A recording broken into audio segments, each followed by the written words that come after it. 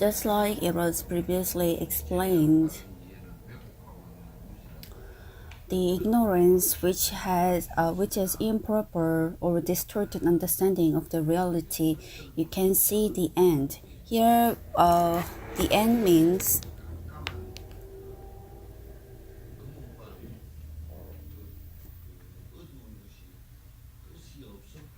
in the very dark night, you know that in this kind of very darkness, you feel like there's no end.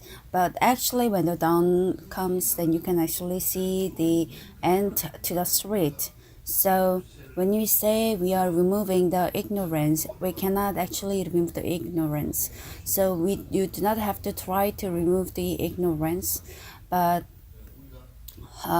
we will have to live in the darkness. Those kind of miserable events will come. And if we cannot remove darkness, then the problem gets a little more serious. When you say we are lighting the room, the basis is that we are removing the darkness. But if you change the words and if you say when it actually means you are removing the darkness. So this darkness named ignorance.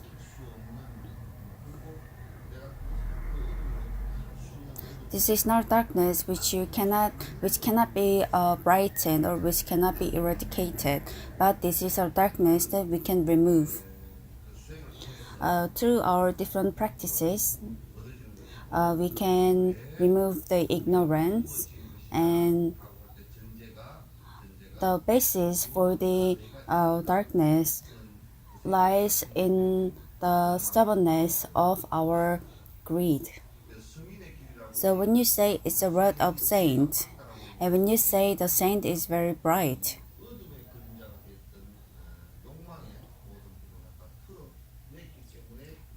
it's only possible because you have been able to remove the greed and also the darkness. The hurt that's from the ignorance is not based on the understanding of something that is valid. So when we say ignorance, this is actually different from a fact. Let's look at it. If we say that there is something eternal in us, then the obsession for that eternal thing will be very strong, and because of the strong obsession for the eternal thing,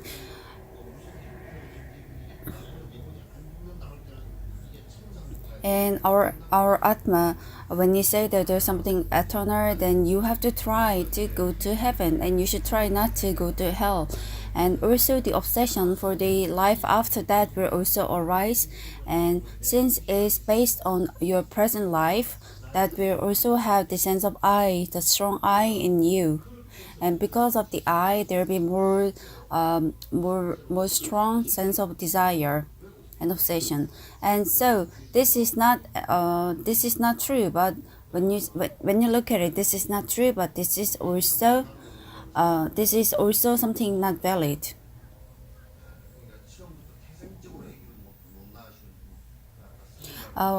Those women who cannot have children, we call them 승려, like a nun. And when we say the nun's son died, and so she was very sad, and she was also, it was very expensive, and but whatever things that you tell her or whatever things that you say about it, but if the basis is the fact that she cannot bear a child, then that means she cannot have a son, and then there will be no funeral of the son too.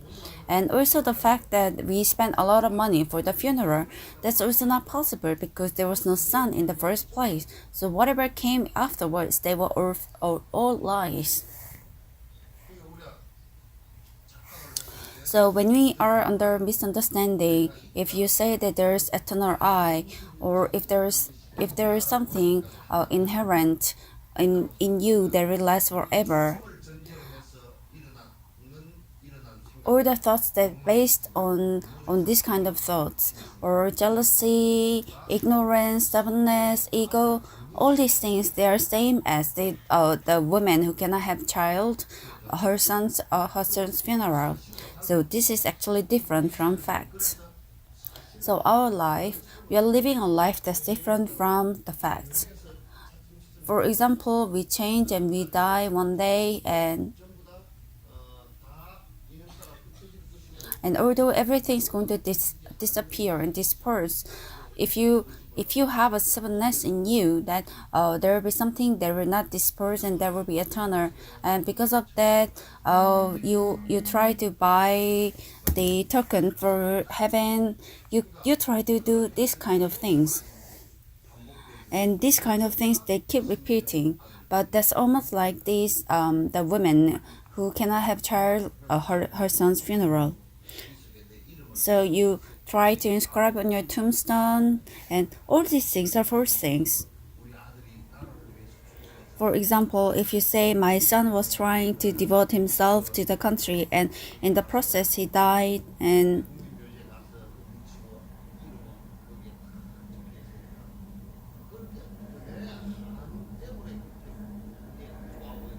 all these things, they only look good because of your greed, but they're actually not true to your not, actually, but these things are not true to reality. Your son's tombstone is not like your son. But but when you actually look into reality, these things are actually nothing.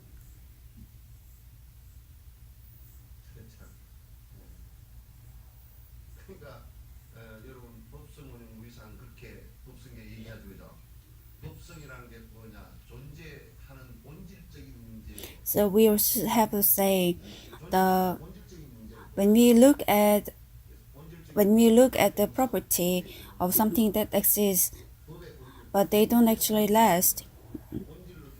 So when you look at your basis, everything is empty, and that provides the basis for the voidness. There's nothing to talk about it. But on the other hand, uh, having the consciousness of the um, non-existing property of an object means it's based on the something that is valid. So when you say that there is characteristics in each person that doesn't change, then maybe the word itself is wrong. But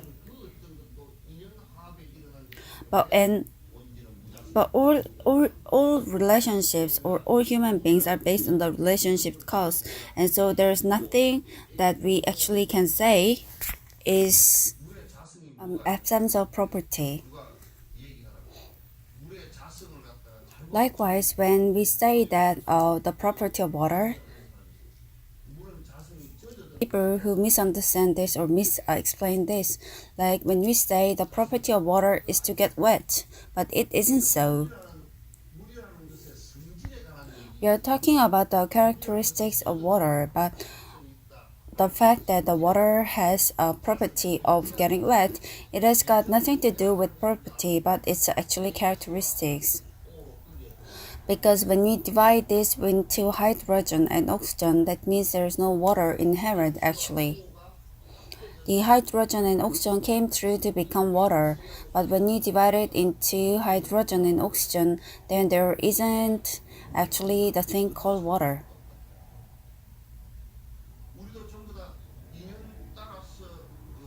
Even for us, depending on the relation,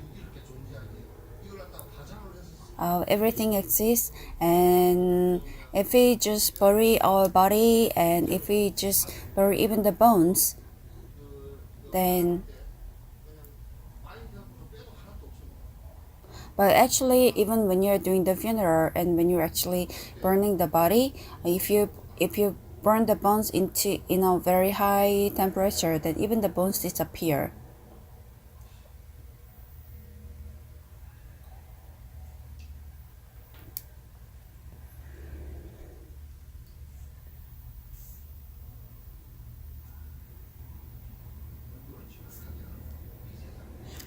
if you know Buddhism exactly, then you can know the truths about this world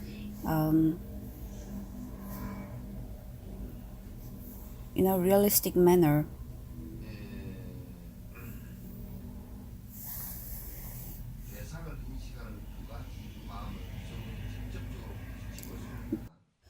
These two hearts that perceive the target, they're actually in direct clash with each other. So when we say that there is nothing internal,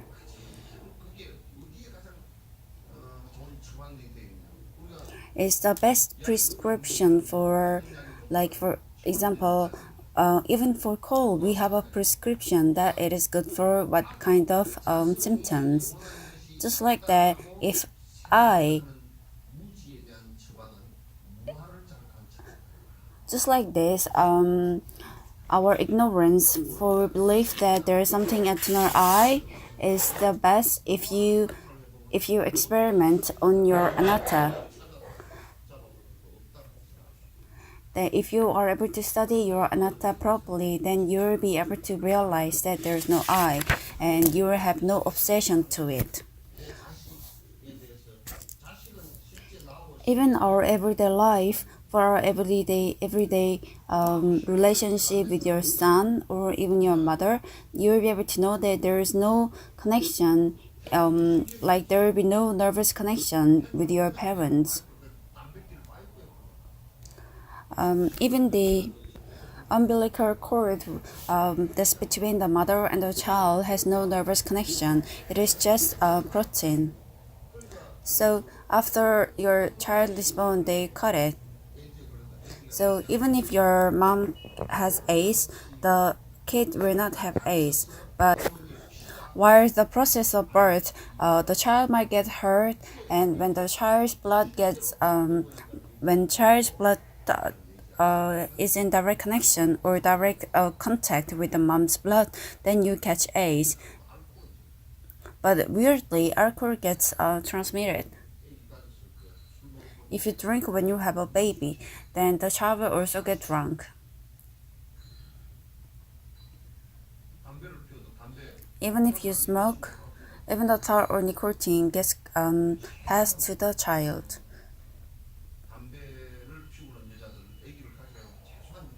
So those women who smoke, when they want to have a child, at least for 6 months or minimum 6 months or maximum 3 years, they should try not to have child.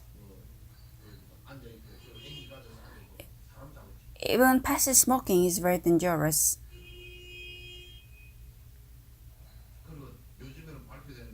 And also, it has been studied recently that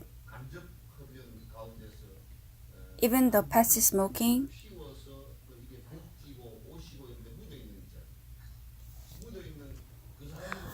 if you live or if you stay together within in an area where it has been smoked often, or if the person smoking has been wearing the same clothes for a long time, if the smell is there, then it is also a passive smoking.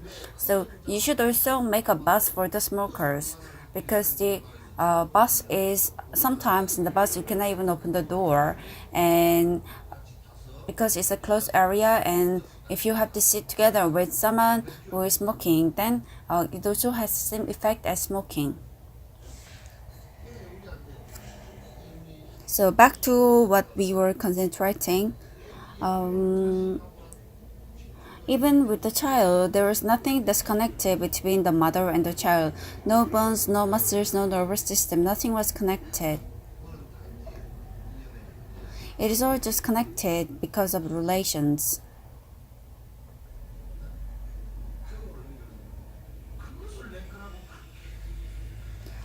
But even something like this, you try to claim that it's yours. That's a crazy act. Even these fingers is not yours.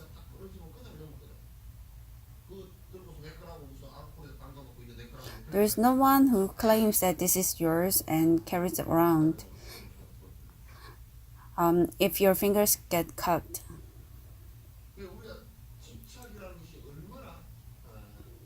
So you should be aware how serious, how bad thoughts is our obsession, and how much suffering do they cause to you.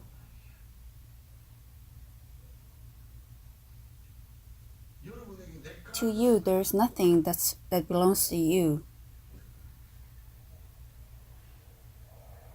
Everything will disappear eventually.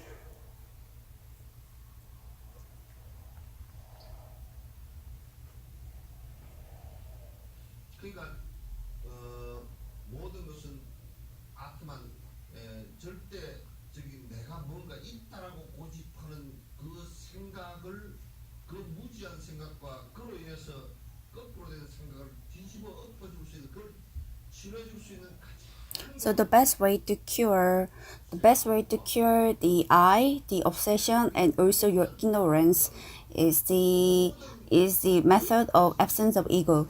Is to detach yourself from ego. In Buddhism, if you study even the thesis or even study, if it's not based on absence of ego, but if it's based on the existence of ego, then that is not Buddhism. Um,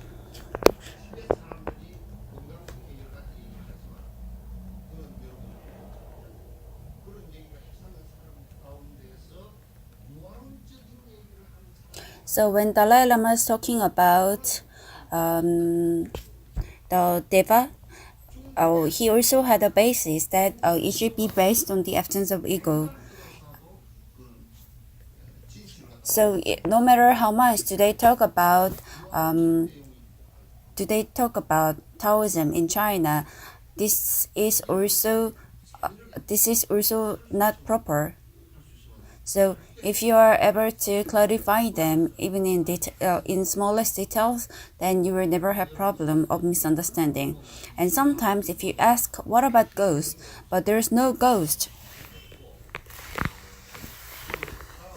And your act of going to next life, as it's almost like your DNA, like your the virtues or your karmas of this life. There's nothing that's seen. There's nothing concrete about it.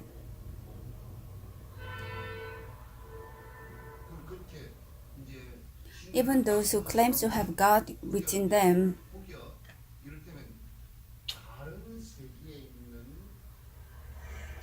or there are times when your body accepts someone from somewhere which does not belong to this world, like there are times when bodhisattvas take the body of human form, but they are not actually born in charge of someone else or in body of someone else. So you should be able to make clarification between them.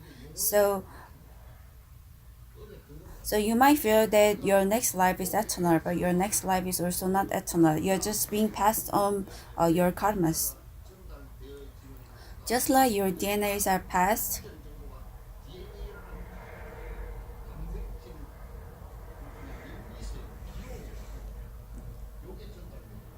the formulas, or when you say the protein code or the formulas, they are being passed down. Your karmas are being passed down just like them.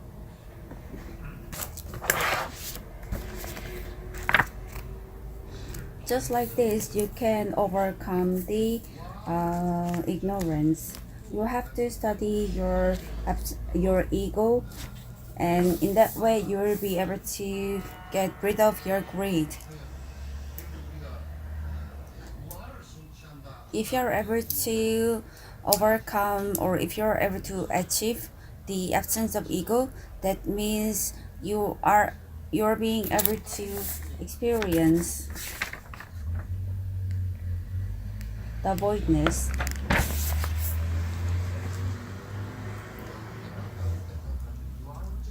But a lot of times when they say they have gained enlightenment, they are talking about I. Just like a method that's similar to this, you can reduce human suffering by coming up with the proper methods to cope it. So when this thing called suffering calls,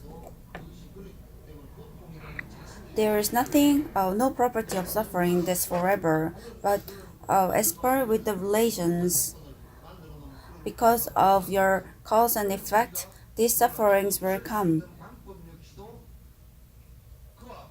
So, in order to remove this suffering from your life, you have to do something that's opposite to those which has caused the suffering. For example, you have habit to steal something.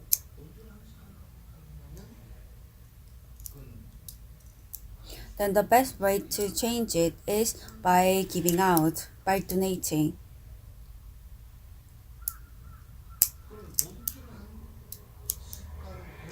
But what if the consequence of stealing comes? Then there could be sufferings coming out of it. But but the consequence from giving out, you will never get consequence the same as stealing. You will not have the suffering of stealing from the outcome of giving out. But if you have a superstitious belief without any proof, or if you pray, just believe in, if you pray and if you believe in Buddha and if you believe that your suffering will end, then there is something there is something that is not useful. So everything depends on your heart, and under what heart or with what heart if you carry, then they changes.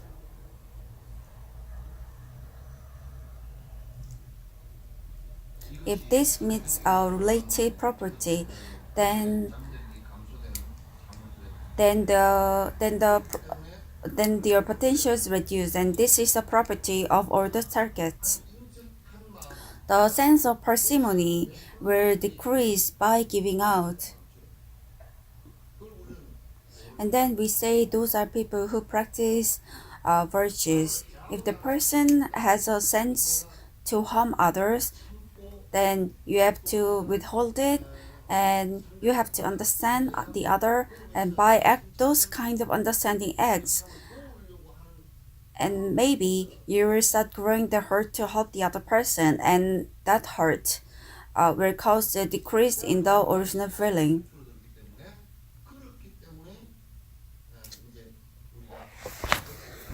Because of this, you can reduce the suffering. But if you say there's no chance to remove it, then there is no need to practice it, and there's no reason to believe. And because the condition is also the fact that you cannot do anything about it, people have misunderstanding, and that's why they believe that there's nothing they can do in this life, but they can do everything after their death. But the reality is that you cannot control your life after death. The heart that perceive things as they are, we can say that they are actually the natural consciousness, and that is the heart's property, the optimistic property. We can say that this is an easy thing, but because of the repeated repetition, we are not able to see things as they are. And a lot of people, they walk around with glasses, and those people who go around in glasses, they feel that it's more natural to see things wearing these glasses, and because of their virtues and also their karmas, they feel that's more natural. So here, what you mean by seeing as they are actually seeing those the wrong obsessions.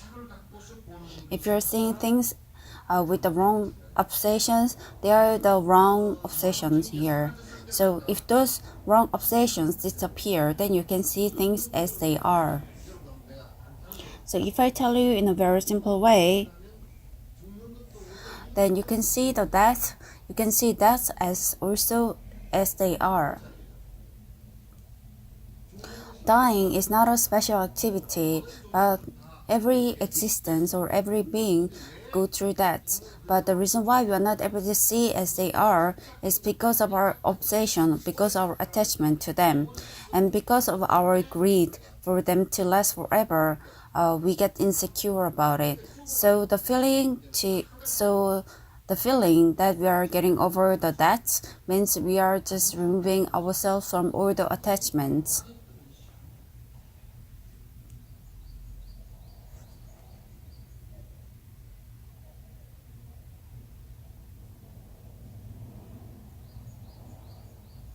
Is it not there inside?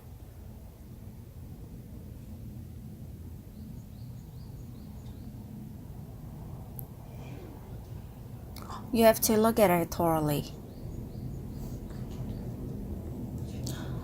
When we say there's no life and death, although there is something that begins and ends, but when you say that there is no life and death, it means our greed disappear, and just as we were born and just as we die, we are just following the act. If I explain to you. But I say this often. I try not to die, and how can I go leaving you guys here? But it would be nice if we don't have any means not to die. But there's no way that we can live forever. No matter how much you cry, or even if you have Alzheimer, or whatever you do, there's no way to survive.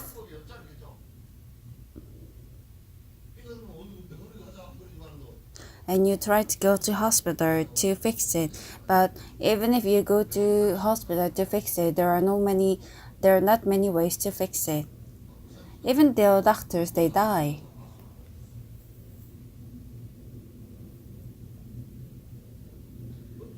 There isn't anyone who never dies. So this means we have to see properly, and when you say seeing properly means we are removing ourselves from the attachment also in our greed, and you have to try to remove them from your heart. But there is no other way except this.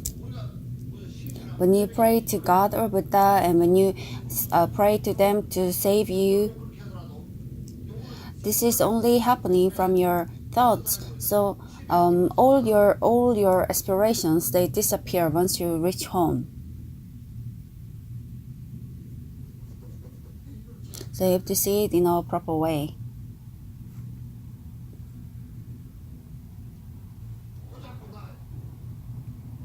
You have to remove I from everything. Before I gave this explanation or comparison, because I have to have my child forever in my life, since my son is going to get married later when he grows up, so maybe I should have him in my stomach forever, maybe for 30 years. Do you think that's possible? It's not possible. Right? Was there anyone who did that?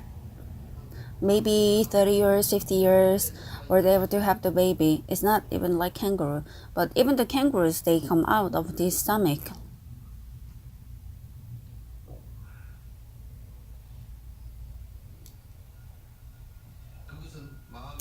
This is a property of our heart.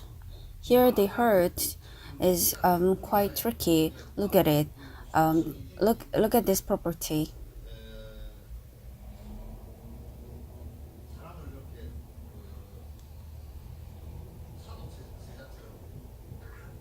Just like a Prince Sado, put him in a very dark area with no light. If you just make a like a small light, like as thin as a hair, a strand of hair, your eyes sit there watching the light. Try it. So go into the room, and when you're switching on the light, why do you do that? Because it's dark. What is dark? Although you can hear it. It's because your eyes seem dark. You cannot see from your eyes, and your eyes look for what? It looks for light. So the property of your eyes, they always follow the light.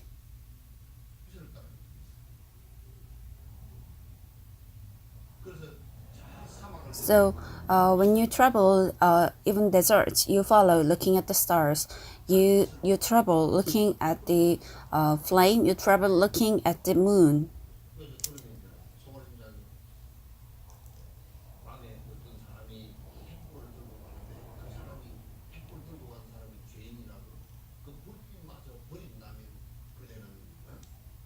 So when you say that the person who is carrying the flame is a criminal, and so if you are following the light thinking that it's criminal, then you are eventually trying everything. So your eyes are following the light, and your heart follows the light. And where does your heart follow? Your heart follows the money. And no matter how much you earn money and no matter how much you try to live, your heart actually follows wisdom. But those who try to earn money every day with all their might, one day they might sit and wonder, why am I living like this? So maybe one day they will think that, oh, I need to go and ask a scholar, why am I living? So even this hurt, they know that they are living in a darkness. Is everything that I aspire for in my life is earning money? And one day they will feel the voidness even when they're counting the money. And while doing that, your heart is trying to follow the wisdom. And in that process, some of your husbands might say that instead of believing in Buddhism, trust me, there are some foolish husbands like that. What is there to trust those husbands? They start losing their teeth and they cannot even earn money anymore. How can you trust them? Can you sit and trust your names after your death at their bones? How can you trust them? It's just that you are depending on each other for lives. So sometimes you cannot scratch your back and they scratch your back for you. And that too, if you're not able to do it properly or if you feel bad at the person, then you use other instruments to do it. But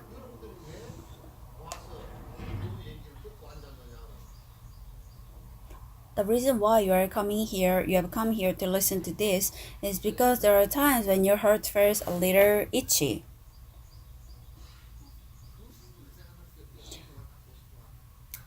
And you come to a realization or understanding that, oh, maybe at this point I was suffering in the darkness.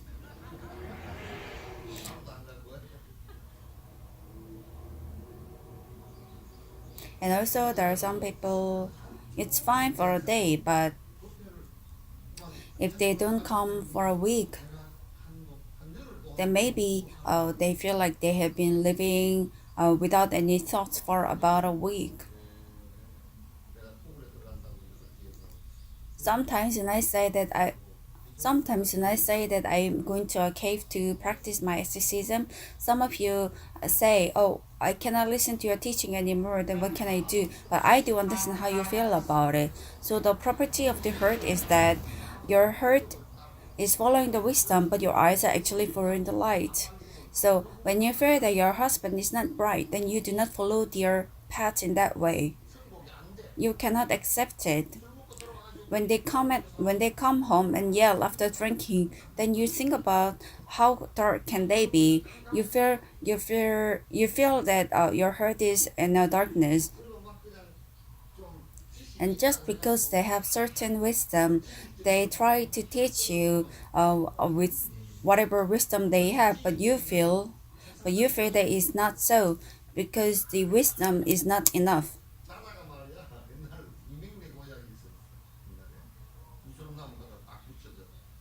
It's like a medicine that you put on an inflammation. Um,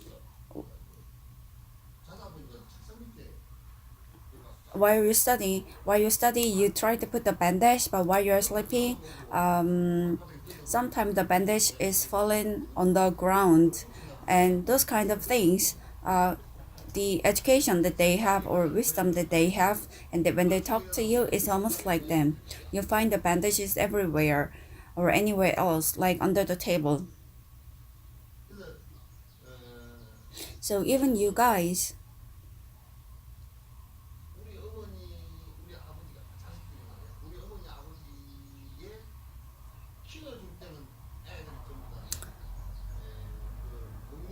even the children, when they're being brought up, they respect to or they obey to whatever the parents were giving it to them. But if they have some certain knowledge, and when they feel like your parents have some kind of feeling which you do not think is right, then you stop them, saying that this is not correct. When you feel that your parents are fighting after drinking, then you look at them and think this is incorrect. If your mother has bought a fur coat, the children might say, "Oh, mom, it looks very beautiful," but in their heart, they will think that, "Mom, isn't it okay if you do not wear them?" But the parents, if you say that the parents is not bright enough, and if they are not able to show the brightness of the heart, then that's a failure.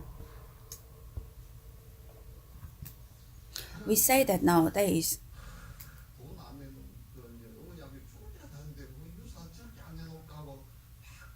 They try their best not to pass down their wealth, and they fight because of money. Why is that so? That's because each of them, the parents and even the kids, they are they are darkened by greediness.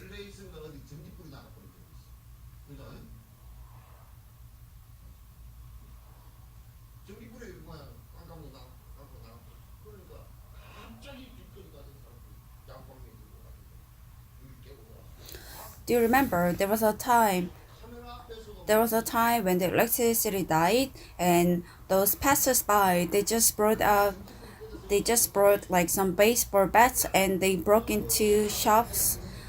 It's almost like this.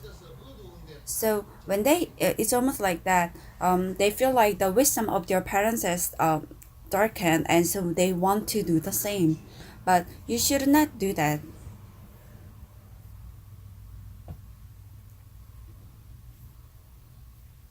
So even to the children, 심사인당 has said you should you should concentrate on brightening their wisdom and brightening their consciousness, but you should not try to give them their wealth. The biggest wealth is their spiritual wealth. So those monks, who has left your home, the monasteries are the places where they brighten their spiritual area. If you're not able to brighten your spiritual area, that means you're committing a crime. You're not doing your job.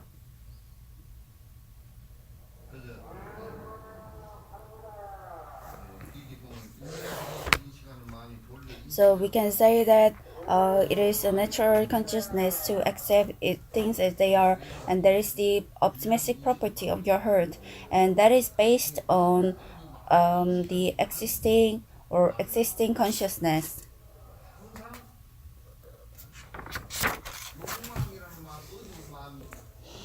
If greed, and also if you have darkness rising out of your heart, but you should always strive and struggle for wisdom.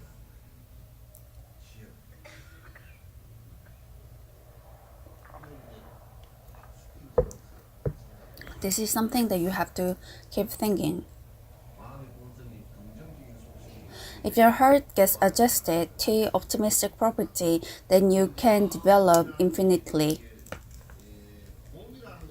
So when you try to develop your heart, your body, then there is always a limit to it. Just like this time when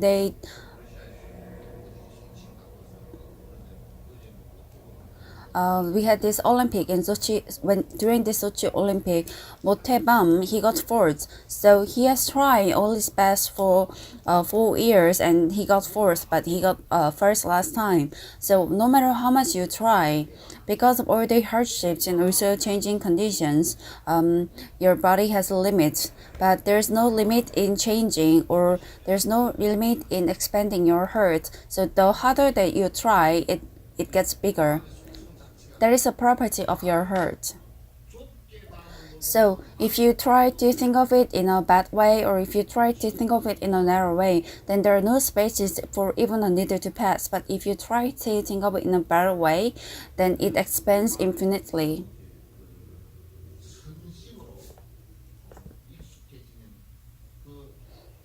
So if your heart gets used to, or if your heart gets adjusted to good senses, then your heart will expand infinitely. And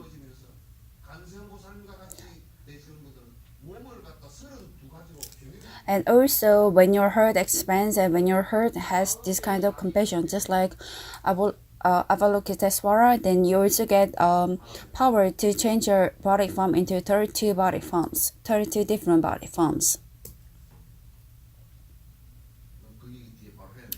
Unlike your heart, your body, no matter how positive property it possesses, it cannot expand infinitely. This is because your body is formed with very harsh, different properties. Even in our heart, we have very detailed heart, and also we have very harsh heart, and it gets passed on by your heart. But when it changes into material, that's your body. So the karmas that arises from your heart, they're very intricate, but when they get changed into your body, then it changes into a very harsh form, and your body is a reflection of your heart. So when we read the other person, we say, because your heart is operated from your heart. When you try to look at the heart, you can identify the heart based on the behavior or the rough behavior of the other person. A lot of psychologists, they listen to what people say. So people like Buddha, they did not even have to listen to what they say, but they were able to find out what they were actually referring to. For us, the best thing we can do is we look at your rough behavior and we try to figure out what they mean.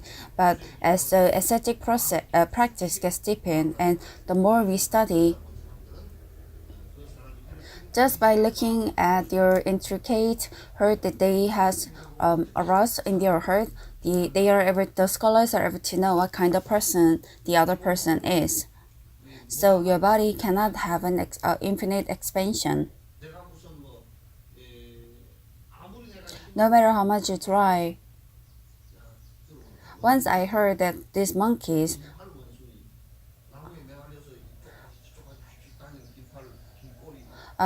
those monkeys with long tails and long arms,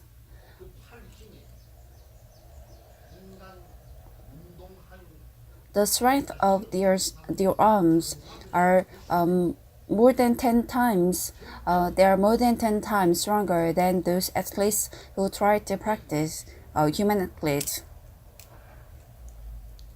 Because throughout their life, they are relying on their arm strength to stay in the trees. So our body, because it's found with harsh or rough properties, they cannot be expanded properly.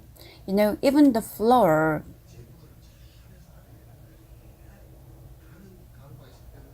if you have a very, very, very fine particles, then when you try to make noodle of it, the noodles come out in a very good way. But if you do not have a fine particles, then even the noodles are not being made properly.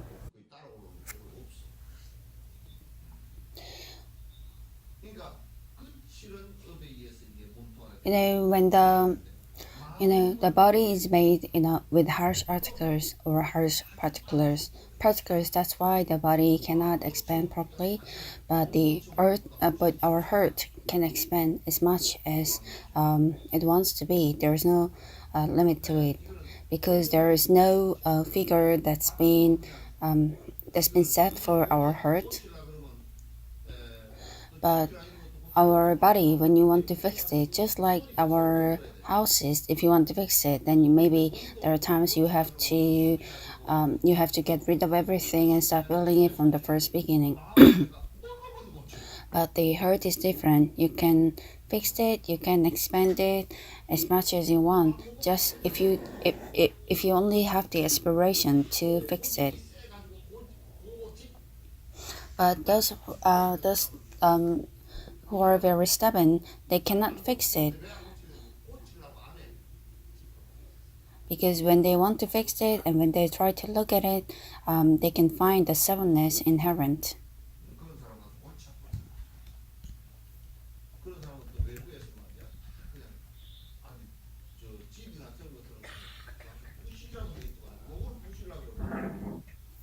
So those people, when they want to fix it, when they want to fix your heart, then they get angry, and when they get angry, the other problems also arise from it. That's why they are not able to fix it.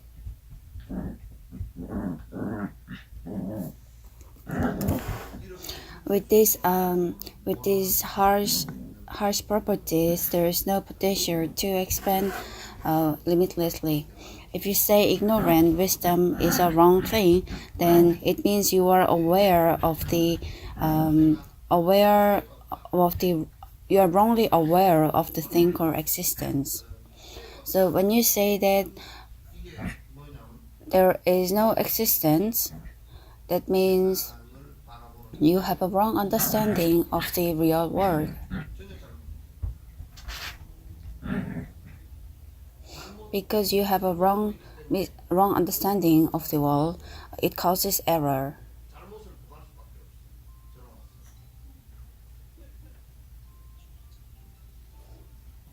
With the wrong understanding or with the misunderstanding, there is bound to be error because of the ignorance. You see it in a wrong way and you make the wrong decisions and you act wrongly.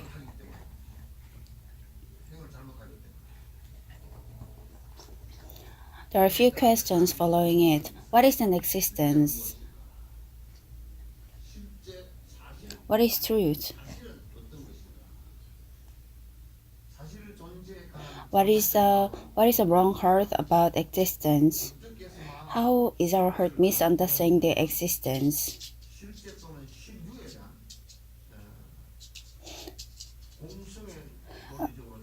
The voidness about the being of reality or existence can be explained in a rational way.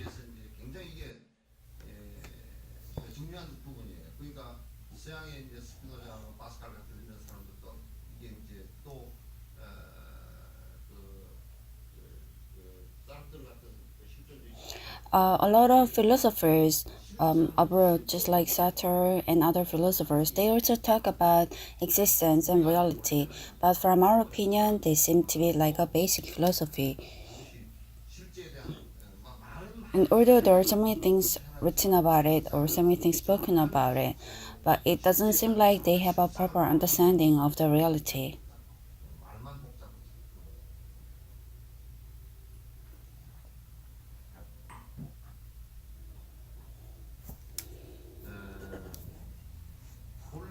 There are absolute reasons why we can prove that the nature is void.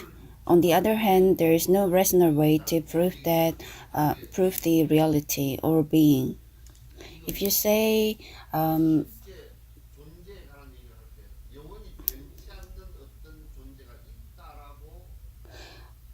if you there is no proof until now that there is something that is eternal.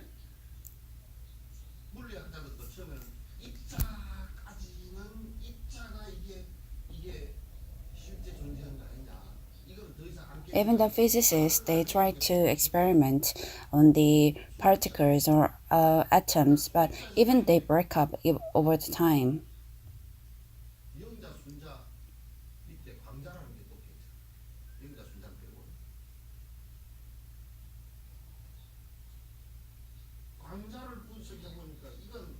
When you did experiments on the atoms, they were able to find out that after their breakup, they become energy, they turn to energy. So when you state, is there something that doesn't change even in a physics law? There isn't anything that is eternal.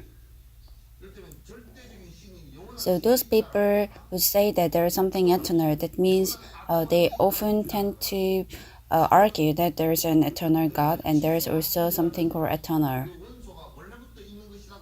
And also, and also they often argue that there is also particle that is eternal. So the land has been existing since long ago, and that has also been argued by scholars like Hopkins, where they argued that they were formed by the changing nature of the energy.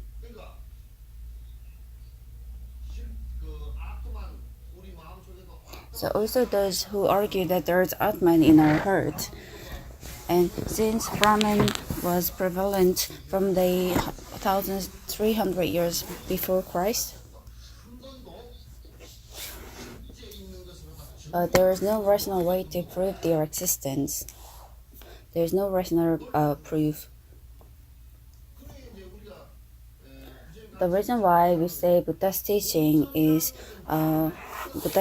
accurate is because the voidness has been proved all over by different theories.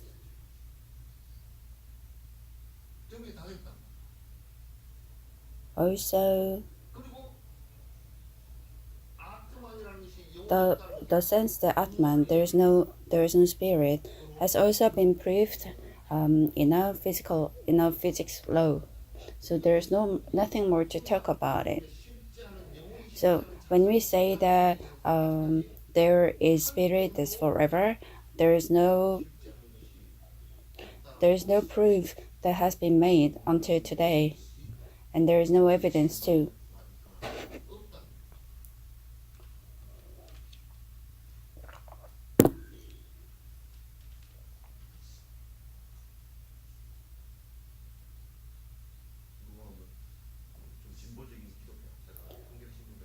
Once I read an article written by a conservationist Christian that a lot of the God argued for a long time, but they could not prove that they could not prove that the God exists, or they could not even prove that the God doesn't exist. So even when the scholars, thousands of scholars, they argued for 2,000 years, they couldn't come up an idea, and he came up with a theory.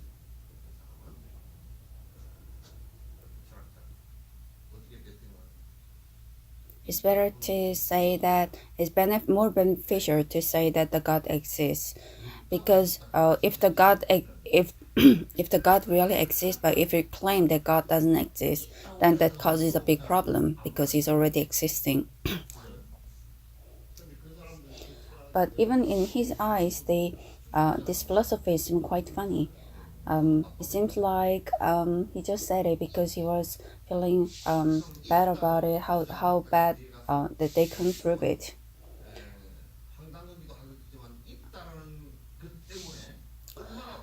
It'll be bad that they find out that the God exists when they said that the God doesn't exist.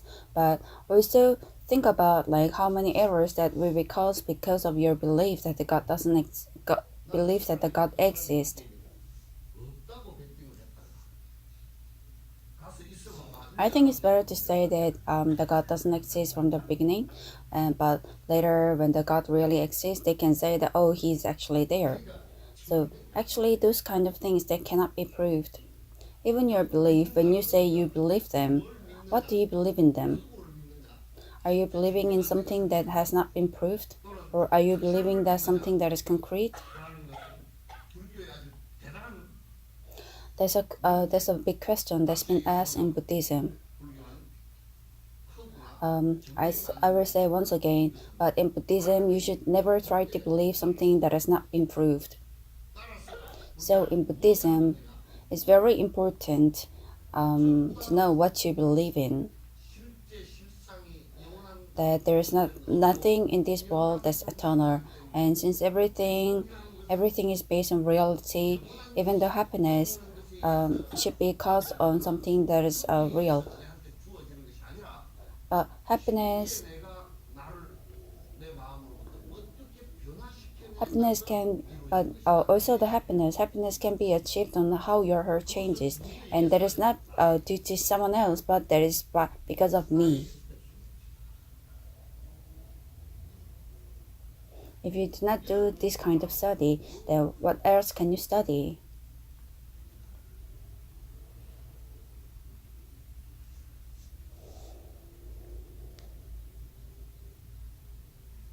On the other hand, there is no rational way to prove the existence.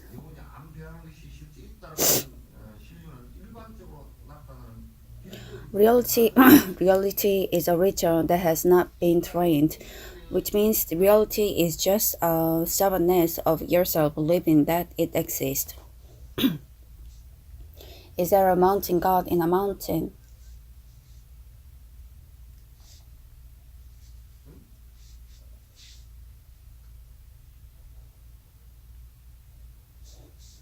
Tell me something. Is there a mountain god?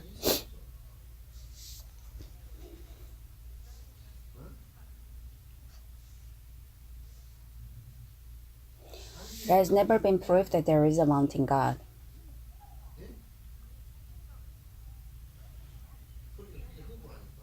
So um, the whatever thing that they said and they believe that is a property of mountain god is all fake.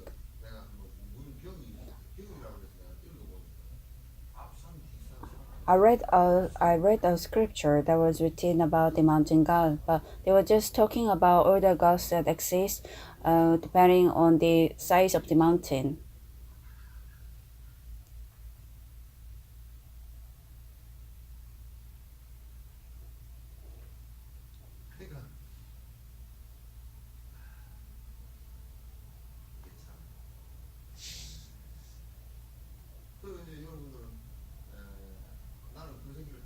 I often think the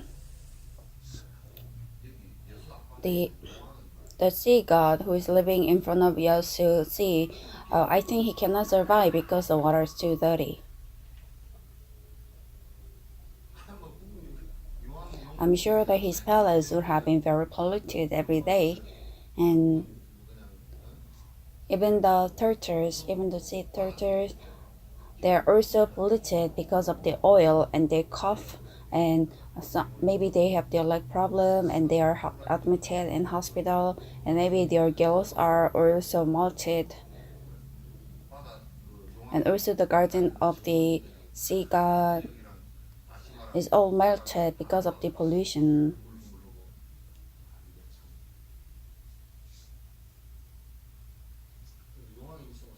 I'm sure that if there is a sea god, then he would feel very unhappy.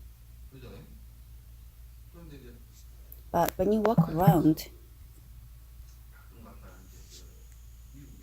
I heard that there are American nuclear submarines under our sea, and I've never heard stories about them meeting the sea gods palace, and they never actually have encountered them. So some say, why don't you pray to the sea god? And I answered to them, it's because I don't have a compassion heart. I should try to console the sea god, but I cannot do that.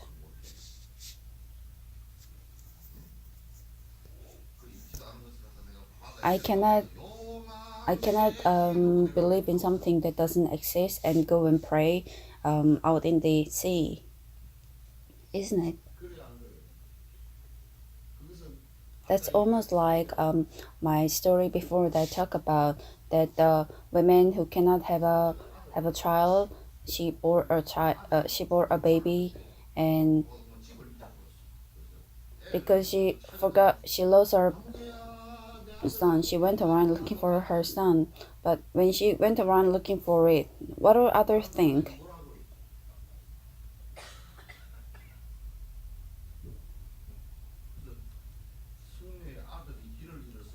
So it's almost like the her son got missing um, and went looking around for her son.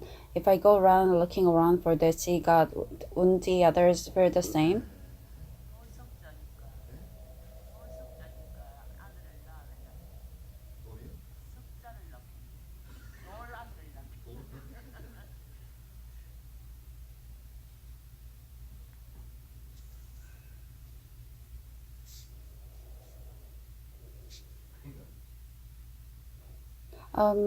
Apologies for my previous translation. I heard it was Senya, which is none, but it wasn't actually Senya, but it was actually a woman who is like a stone, and she cannot have a baby.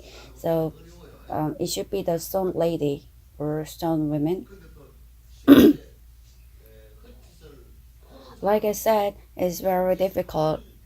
So those people who does wrong things, they often say that these people who are keep doing the mischievous things, they are doing crimes,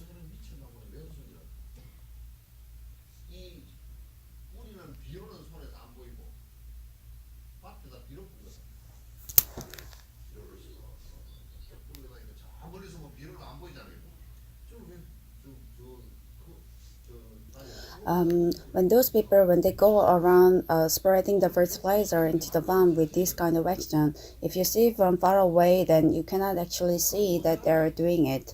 So they a lot of people they often complain like, why is a person going around without any proper behavior? And there was, but in reality, they're actually spreading the fertilizer.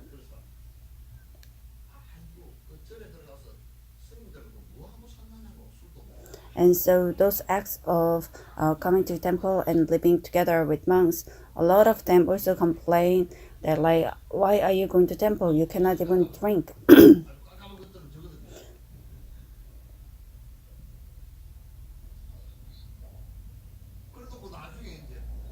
And they complain later that like since they have seen them spreading fertilizer later, they also say maybe that is a proper act.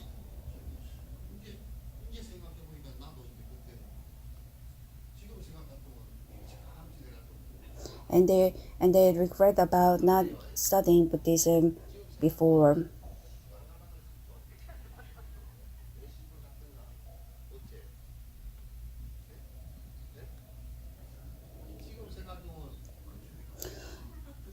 Even nowadays, a lot of things might think that why did I even get married? I should have gone to temple instead.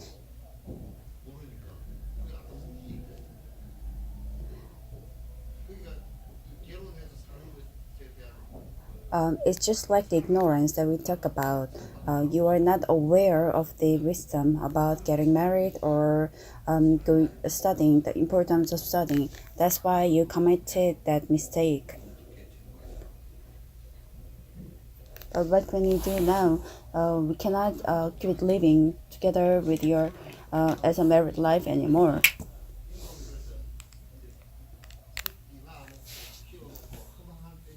It's just like those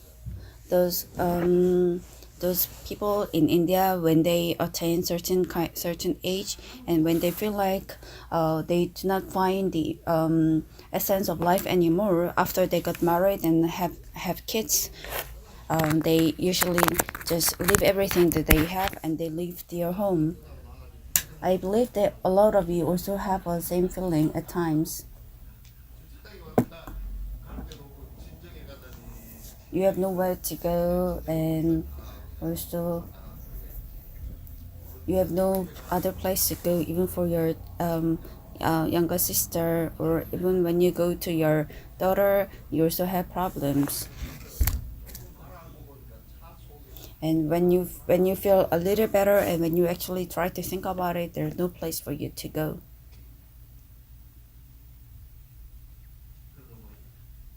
And when you think about going back to your own house, there is no actual house of yours.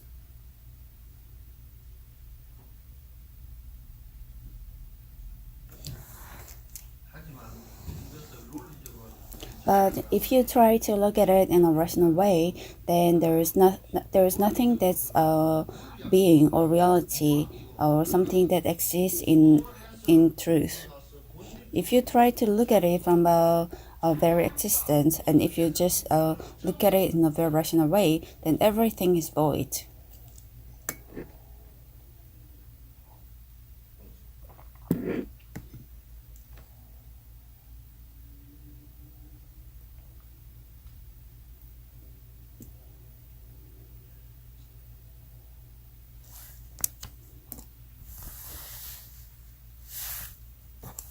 Even during our daily life, we find out that the outer appearance, the real appearance, and their way of existence is different. So it means that the real existing method for their object, and also their way of existing in outside ways, is different. Even if you look at the same phenomenon and you try to see, then you're able to find out that whatever existence that they have inside in truth is different. And the it's also like today's the result is different, because today's result became yesterday's result, and depending on the yesterday's result, you have another result of today. And because of your karma, because of the passing down of your karma, everything is changing, but there's nothing that is existing for real.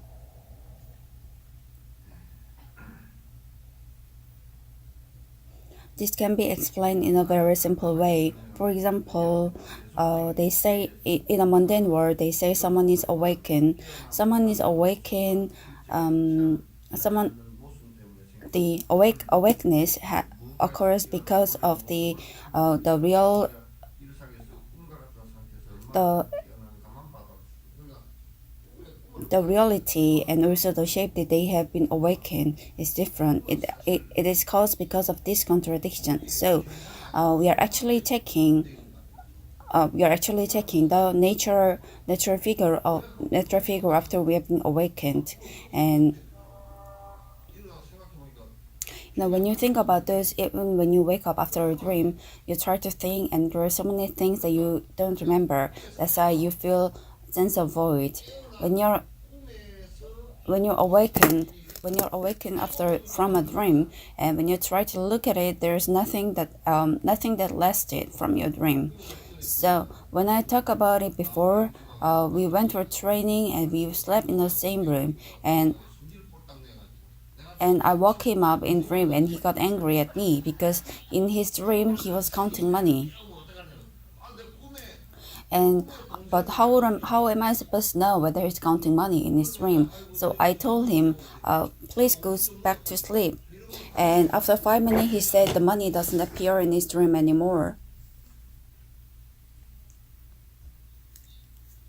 That's a story about the dream, right? But our existence every day,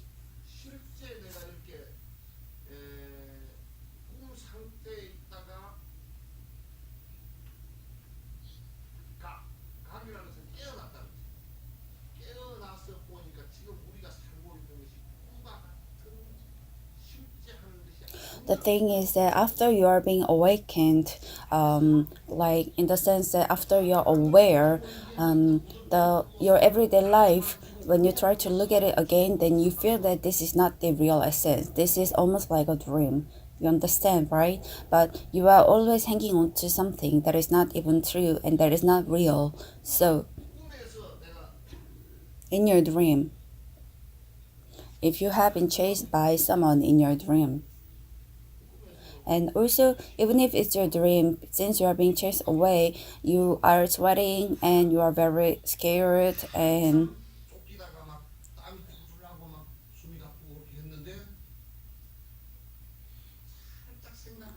also you're short of breath during that moment. Maybe a little relieving thought that it's a dream. It might be a dream arise, and if you feel that it's a dream, then it changes a little.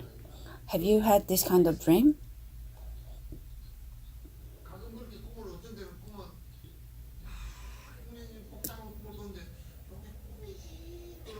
No, sometimes. And sometimes, even in your dream, you feel that it's a dream. And if you, the moment you realize that it's a dream, you also try to change it to some extent. You try to control even your dream. If you also say that our everyday existence nowadays is a dream, then when you don't know that it's a dream, you feel miserable. You have earned so much money and you have invested in stock, and all the money got evaporated into the thin air, and just like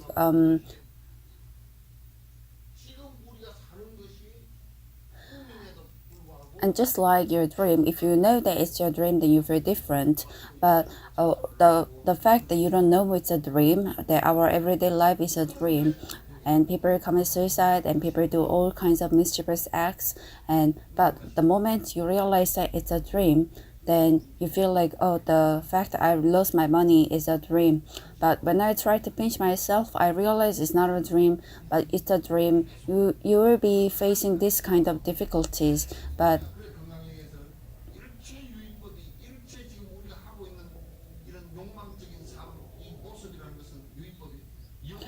as you know, the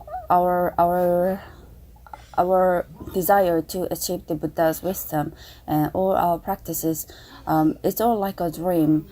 And although it's just a comparative way of saying that our life does not really exist, but it's actually true. Our everyday life is almost like a dream. Just like our everyday life, where we try to find the real existence of ourselves, you should be aware whether it's whether our everyday life is true or not, whether it's a dream. I have spoken everything. I have taught you everything.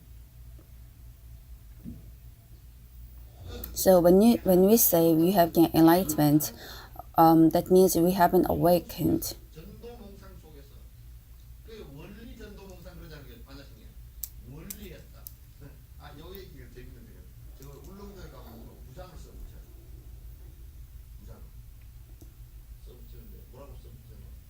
You know, in Ulung Island, they have written.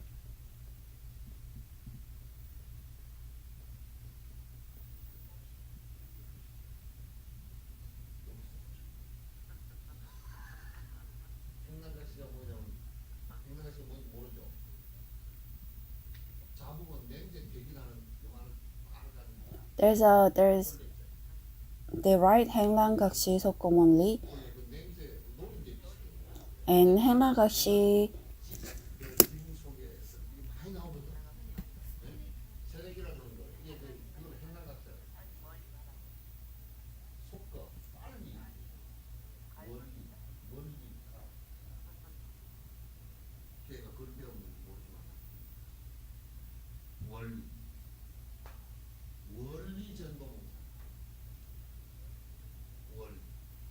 they write that 행랑각시 속고mon리, and 행랑각시 is an insect that smells very bad if you catch, and they also say that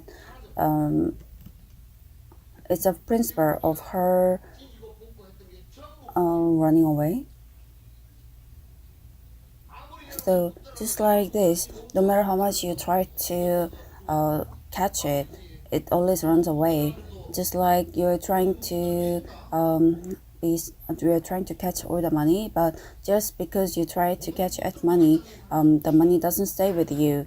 And those people who try to keep the money with you it's really bad people.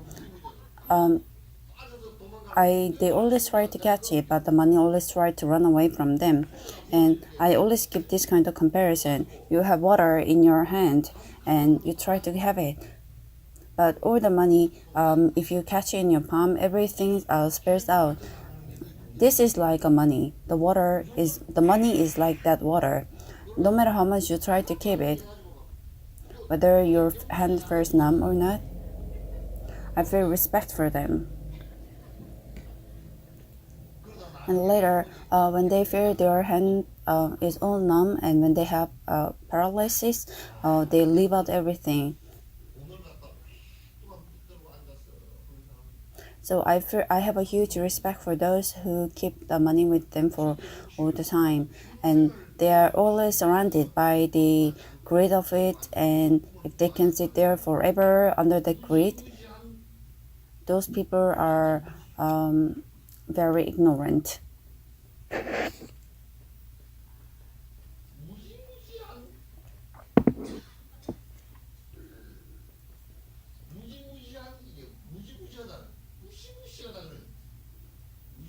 That person is very ignorant person.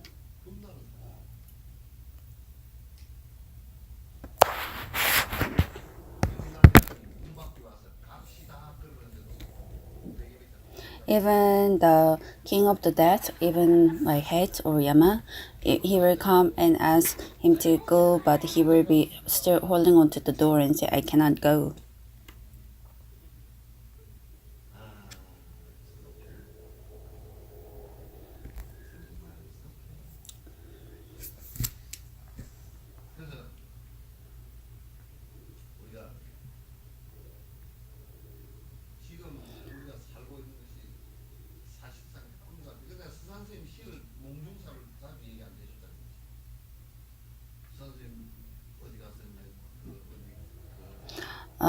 Venerable Sosan, when he used to go out for a walk, he, and he went out and he slept in someone's house, and when he was about to say goodbye, and he slept with someone, and since the other person whom he slept with could not pay for the his lodging, he didn't have money, so he said all the things like, this house is in an area where it's really good. And so the venerable Sasan was listening to it, and on the way he wrote a poetry. Yesterday I slept with this person in our house, and he was talking about his dream. The person was talking about his dream to the owner, and the owner felt really happy, and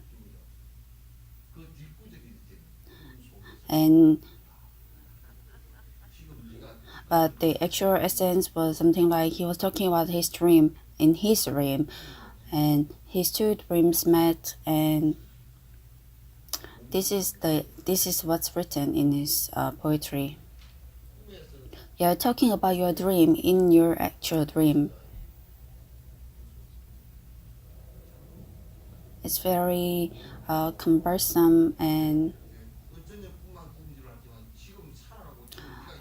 is the fact is that you feel yesterday the dream that you had was a dream, but your actual existence you're living today is your dream. But even in your dream, it's better to have a fun dream rather than a nightmare. Even when you are an actor or actress, it's better to act as a king. Even if it's fake, it's better to be the king even in your dream. And when your servants or even your ministers, they call you the king.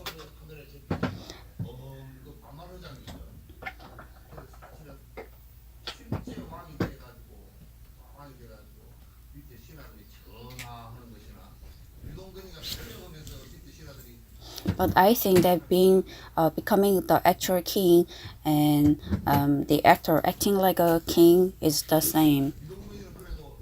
At least the king, at least the actor king, when he forgets his lines and when he is under a lot of difficulties, and that he only acts as if he's angry in his dream. But if that's true, then the actual person, actual king, would be very angry. So I think the actual king is worse than just an actor. So the actor can actually say, I don't want to be the king anymore. But the actual king cannot say he doesn't want to be the king anymore.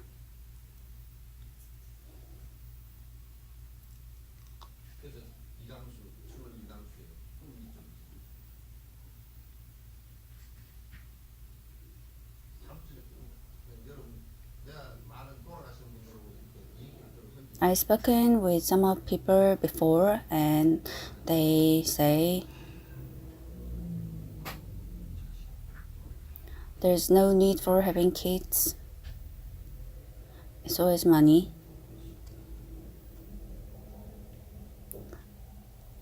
You don't need any skills.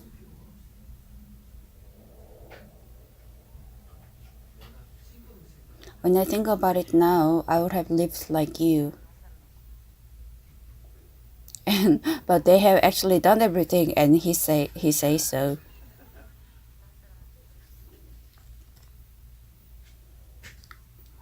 When he was leaving, there's no need for everything. There's no use in everything after I have lived it all. Let's away from our dream. The end.